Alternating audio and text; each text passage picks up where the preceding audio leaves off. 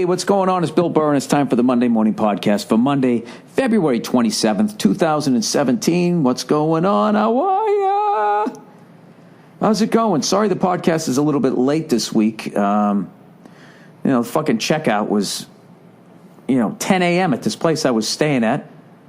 And I thought I could sleep till 10 and then do the fucking podcast and leave at noon. That's what I thought, I'm sorry. Am I still in America? Checkout time is maybe 11. Where the fuck is it 10 a.m.? The fuck? Is Trump not president anymore? I mean, I thought this was something that he thought he was going to make it great again. Make it great again. Have me check out at 1 in the fucking afternoon. Why don't you sign an executive order for that, you orange-headed cunt? How about that? This podcast is not funny. It's sad. It's a lonely man by himself. Sorry for the bad Trump impression. Anyways, I am in Gainesville, Florida right now, and you're probably wondering, Bill, what the fuck are you doing in Gainesville, Florida? Home of the Florida Gators. You're there on a fucking Monday, and it's not football season. Why are you here? It's because I have to do the makeup date for the show that I was going to do back in November when I was going to go to the Florida Gators game down there at the fucking swamp. I was going to do that and go to the Florida Gator LSU game. And that game got rained out. Whatever. They had a fucking hurricane and everybody freaked out because Jacksonville was going to get the shit kicked out of them. Gainesville was, as far as I'm concerned, it was safe. With my complete lack of a meteorological background. Is that the right word? I don't know. So I'm back here. In February when nothing's going on. Oh, shit, what about their team? What if their fucking basketball team has a game tonight?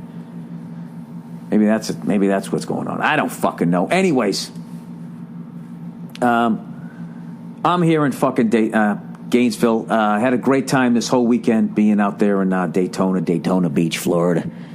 And Jesus Christ, dude. Some of the fucking locals in Daytona, your heart just goes out to them. You know what I mean? It's just it's all those people that people in Hollywood trash. You know what I mean? It's just a bunch, a lot of fucking white people that are just, Jesus, life is just fucking kicked the shit out of them. Not saying everybody, but I'm just saying. I fucking came into town. I'm fucking walking down the street the first night. I got video of this. I'm walking. There's like a fight about ready to break out outside of a pizza joint. And everybody there is like my age, except they look my age. You know what I mean? They might have a better hairline, which isn't hard with me, but they're just fucking fat. Fucking big, fat, fucking, what's that, Prilosec shit that people eat? That what's it called? That shit Larry the Cable Guy talks about, right? He goes, fucking Prilosec ATC. When you fucking go out and you eat a whole fucking pig and your stomach's like, what the fuck did you just do to me? Rather than not eating a whole fucking pig again, you can take this shit and it'll make it feel like eating a whole pig yourself is okay. That shit. They had those bodies. A lot of cargo shorts that were just frayed at the bottom. A lot of bad tattoos. A lot of fucking people that look like, even if they weren't on drugs, when people do drugs for so fucking long, there's only so coherent that you can get back to. We went to this fucking restaurant right on the strip, and this fucking lady, Jesus Christ, if she wasn't high, she had just done so many fucking drugs. She brought the fucking wings over, right?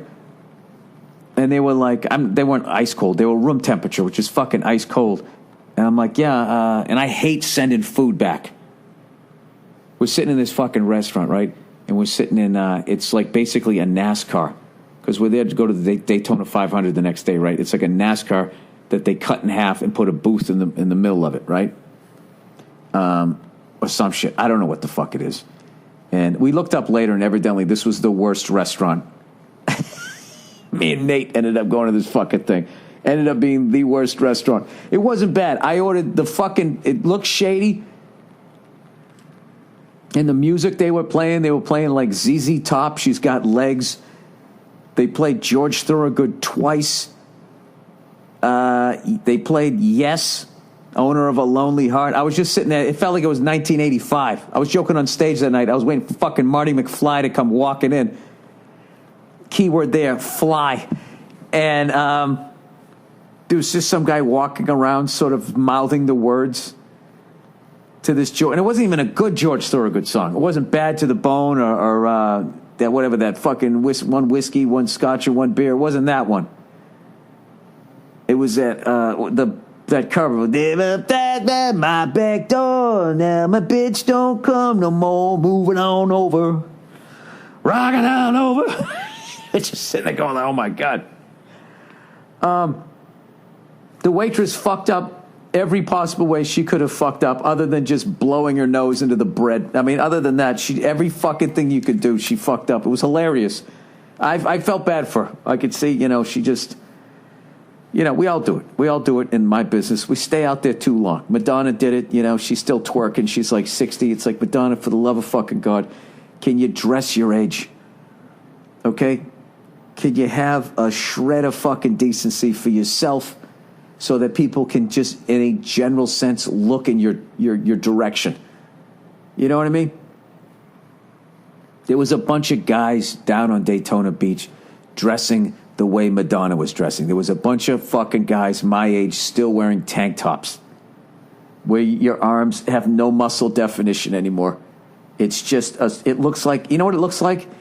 It looks like, when somebody has like cankles, that part of the leg where it just, there's no shape to the calf. That's what the arm looks like. And it's all fucking flabby and just these awful, horrific fucking tattoos.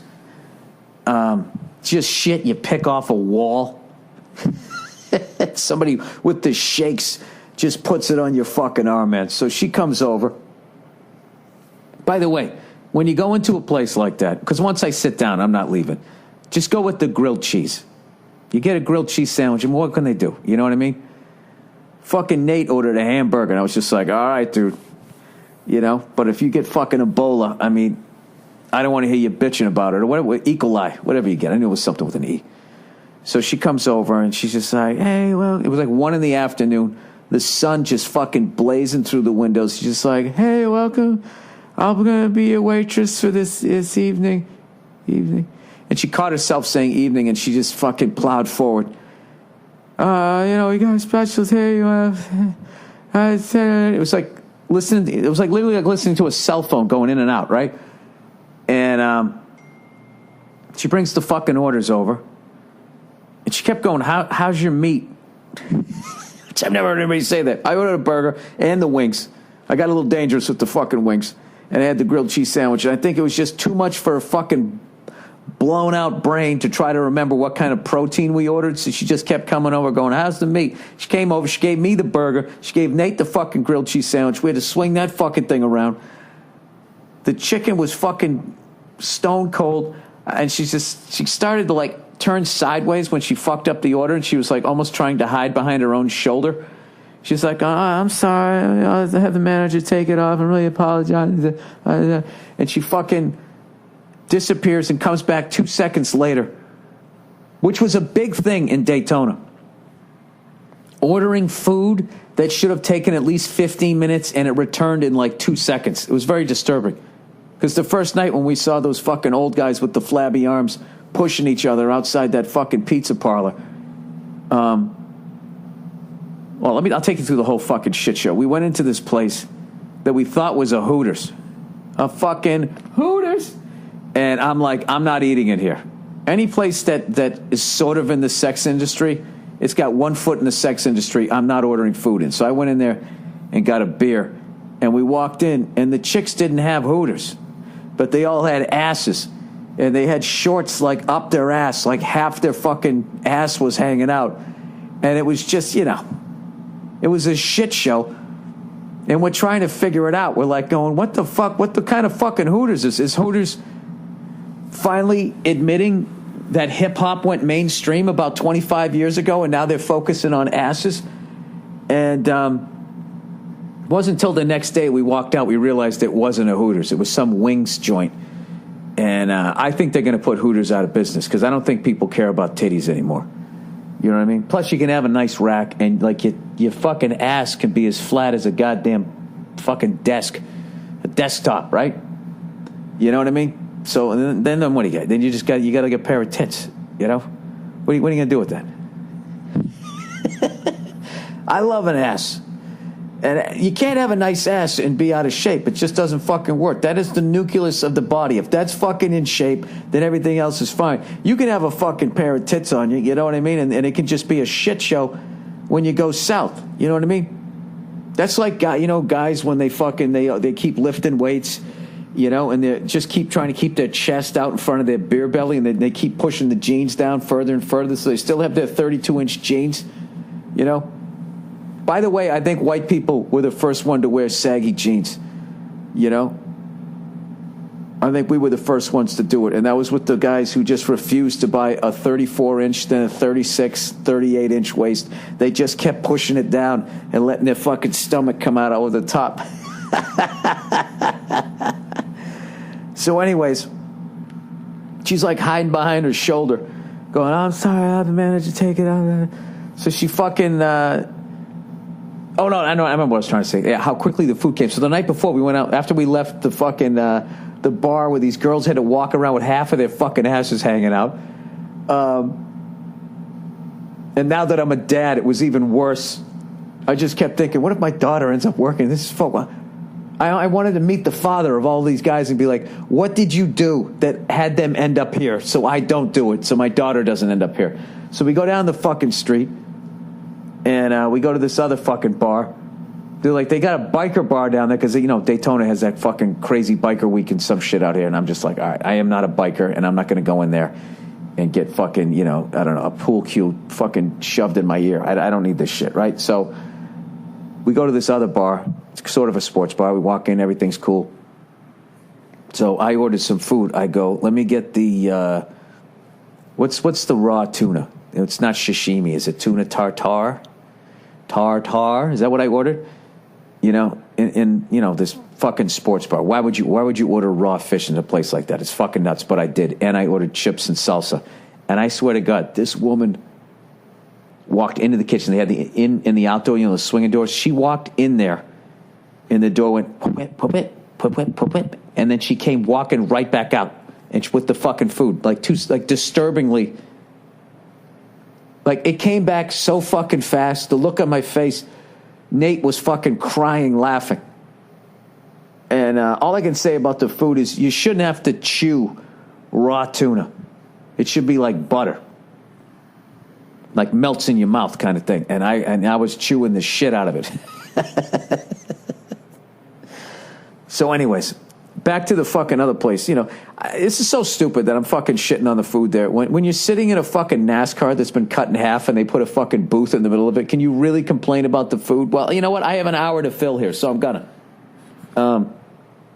So this poor woman who, probably had some shitty dad and she ended up doing drugs is trying to get her fucking order right. And, the guy's walking around mouthing the words, moving on over. And this guy in the corner starts eating this burger, dude. And I can't even the way he was fucking attacking this burger.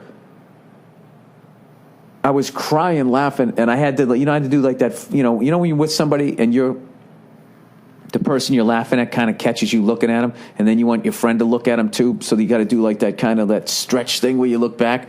Fortunately, there was a flat screen TV above his head. And I just sort of, like, without even, like a ventriloquist, just went like, just turn around and look at the TV. Did like one of those things. And, dude, the way this guy he attacked this burger, like, he lunged at it. Rather than, like, it was almost like someone else was holding it, was the way. He was trying to steal a bite of somebody else's burger. That's the way this guy was eating. Like, his first bite into the burger, he fucking lunged at it so hard, he hit himself in the face with, like, the lettuce. They had this big piece of, like, fucking romaine lettuce hanging off the side, whatever the fuck it was, iceberg lettuce. And when he lunged in at it, it fucking hit him in one of his eyes, and he had to stop and blink, and then he came up higher and just lunged at it again. He was eating it like a fucking Komodo dragon. They just sort of fucking lunge at something and just saw and rip away. It was a fucking animal. And every time he would lunge at this thing, it was I could not look at him, and I was crying, laughing. And of course, by 3 bites, he looked over and he caught me looking at him, laughing. And then I looked at Nate and I pointed at the menu like I was laughing, like, oh my God, they have chicken fingers. Isn't that hilarious? Like I was trying to somehow get away from it. But long story short, the grilled cheese was all right. The fucking wings were horrific, even when they were actually heated up. They clearly made them hours ago. The way they came over fucking ice cold, and then they brought me some hot ones like 3 seconds later. And so the lady comes over, and she picks up our check. She walks over the register, and in that short amount of time, she already forgot where we were sitting. And then when she came back, you know, Nate picked up the check. She gave it back to me. It was fucking horrific, man. But other than that, Daytona Beach was beautiful. We did a show that night. Everyone's going to be like, what are you shitting on fucking Daytona for? Because that's what I saw. I didn't know where to go. So anyways, I played the, I want to say Peabody Theater.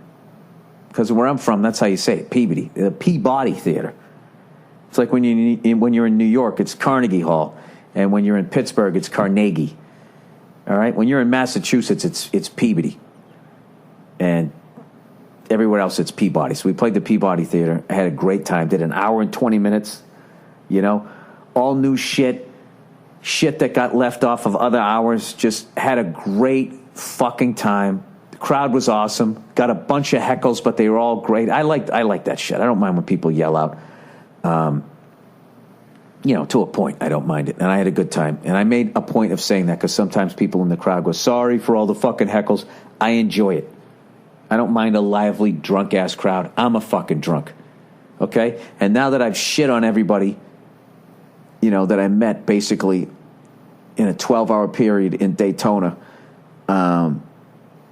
let's talk about we went to the race the next day. And by the way, thank you to everybody who came out to the show. I mean, it was such a big fucking event the next day. I mean, there should have been 3 people in the crowd, so the fact that it was sold out was fucking amazing. So thank you to everybody. I will definitely be back. But I will not be eating at that fucking place with the cars that are sawed in half. So anyways, plowing ahead here. So the next day we go to the race, and we weren't really thinking that there's going to be 250,000 fucking people. That's like 2.5 Rose Bowls all descending on the same place. So all the locals are going like, oh, man, I'm just staying in tomorrow. That's going to be a shit show, blah, blah, blah, blah, blah. And when I had driven from the airport, you know, when you get off, what's so fucking cool, when you get off at the airport, you can actually hear them racing, you know. I think there was a truck race or some shit like that. If you land, you know, I didn't get in till like fucking 1 in the morning or midnight, actually. So the race was already over. But when Nate got there, you could hear him racing. You pull out, you can see the fucking Daytona International fucking Speedway, which is amazing, right? Legendary place. And as you're driving by, there's all these fucking people in RVs and all that hanging out, wait to go on the race. And dude, these people do not fuck around. The way they were doing it up, like, is the way I wish we did it at the Rose Bowl. Like, I've never seen so many, like, I mean, legit, like, you could, like, a rock star could tour in some of these fucking mobile homes. And the setups that they had and the fucking flat screen TVs, you know, on the outside with the generator, and they had smokers going, and everybody just having a great fucking time waiting for this race to happen. And evidently people who park on the infield can get there like something like a week or 10 days. They've just been in there. As these guys are fucking driving around the track, you know, getting ready to go to the race and all that, you know, testing out their cars and shit, qualifying for pole position or whatever the fuck it is that they're doing. These people are sitting there like, I mean, those are diehard fans, right? So we ended up calling a fucking Uber. The venue the night before hooked us up with this guy, this driver, and he knew all these back ways to get there, which was a godsend. And he got us like right to where it says Daytona International Speedway. And Nate Bargatze's like hooked up with some of those NASCAR guys, and they came by about 20 minutes later, picked us up in this little golf cart, and just gave us the total VIP treatment. And this is the one thing I will say about NASCAR versus the NFL is the level of fan access to all these different. You can walk right down onto pit row. We were sitting on the track before the race, like a couple hours before the race. They let you go up there. Everybody was like taking pictures at the finish line. And one thing I couldn't believe was how fucking small it is as far as the width of it. It's like these people will go 3 side by side, 200 miles an hour. They're out of their minds. You got to be right down there on pit row. I met Mario Andretti, got to shake his hand. And that was another thing, too, like just the array of like famous people that were there. I guess the appeal of NASCAR was fucking nuts. Like, you'd see Mario Andretti, which makes sense, race car driver. I saw Gronkowski, Guy Fieri. Who else? There was some fucking model, this gorgeous model there. Keanu Reeves. LaDainian Tomlinson. It was just fucking, it was like all over the fucking map. Then you'd see like, oh, that guy, he's the senator of fucking, whatever, South Carolina. We got to go in and, we got to sit in on like the drivers meeting and all of that, which is really fucking interesting. I thought it was just going to be the drivers and like 4 of us, but it was this giant fucking room where they let this whole crowd go into. It's just sitting there talking to the drivers going, all right, there's been a lot of trying to bump guys off the track into the fucking stands. You got to stop doing that. I mean, I didn't even know what they were saying. I was kind of sitting behind the guy, so I couldn't quite hear him. But, I can't imagine going to like a fucking any NFL game and you got to hear the referees talking to the head coaches before the game. The NFL's like the goddamn CIA. You can't get anywhere near anything. So we ended up watching the race from the infield. And, I knew some people there. So at one point we were with the people from Cisco Brewery down on Nantucket. If you ever go to Nantucket, crazy good beer. And then they got this vodka. They have like this blueberry vodka and cranberry vodka that your fucking lady's going to love. And we hung with them for a while. And then we also were at this other fucking place. And our view was absolutely insane. There was a bunch of fucking, I don't know, crashes and cautions. The fucking race took forever. But I don't know. I still can't believe that I got to go to it. But thank you to everybody at NASCAR for hooking us up. And I'm trying to remember who the fuck won. Was it Kyle Busch? Kyle Busch won, right? I went there and I just rooted for fucking Dale Earnhardt Jr. It's been so long since I watched NASCAR. I'm like, is Jeff Gordon still racing? It's like, nah, he's retired. Like, everybody I knew was gone. Like, I watched it big time in the early fucking 80s. Late 70s, early 80s. When it was like Bobby Allenson, Cale Yarborough, Harry Gant, Richard Petty. I saw him win like his last Daytona 500 in like 81 or something. Then Cale Yarborough won it 2 years in a row. Then it was the Bill Elliott era. And I don't know, somewhere around there I was trying to get through college and I started doing stand-up and I kind of lost touch with it. But I still paid attention right through the Dale Earnhardt years. And I don't know, I haven't watched it in a minute, but it's fucking amazing, dude. The whole thing, it was just such an amazing experience. And I don't know, maybe I'll go to Talladega, who knows? I think that one's in May. We'll see. But the big thing I was excited about was the fact that I was able to do like an hour and 20 minutes and not bore people with shit that they'd already heard before. So, that's like the big fear when you go back out on the road after you had a special come out is you're like, all right, how do I fucking do a bunch of new shit without fucking these people over? Sorry, I'm adjusting the microphone here. Without fucking these people over and them still thinking that I was funny.